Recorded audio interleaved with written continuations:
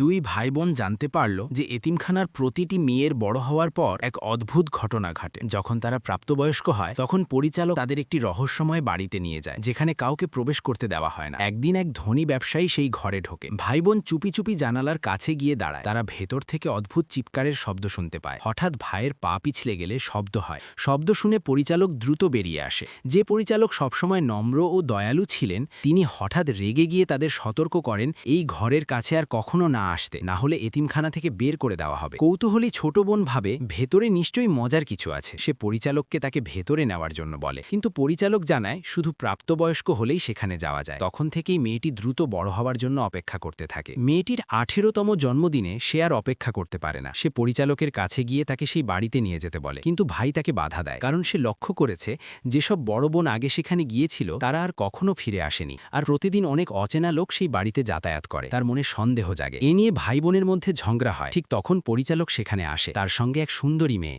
পরিচালক সেই মেয়েটিকে নিয়ে সেই বাড়িতে ঢুকে যায়। ভাই বোন আবার জানালা দিয়ে উকি দিয়ে দেখে ভেতরে খুব বিলাসবহুল সাজসজ্জা। এক ধনী ব্যক্তি সেই মেয়েটিকে দামি গয়না দিচ্ছে দেখে বোনের মনে হিংসা জন্মায়। পরের দিন বোন সুন্দর পোশাক পরে এবং পরিচালক তাকে সেই বাড়িতে নিয়ে যায়। অতিথিরা তার সৌন্দর্যের প্রশংসা করে। ঠিক তখন ভাই হঠাৎ সেখানে ঢুকে বোনকে নিয়ে যেতে চায়, কিন্তু বোন অনেকদিন ধরেই এই দিনের অপেক্ষায় ছিল।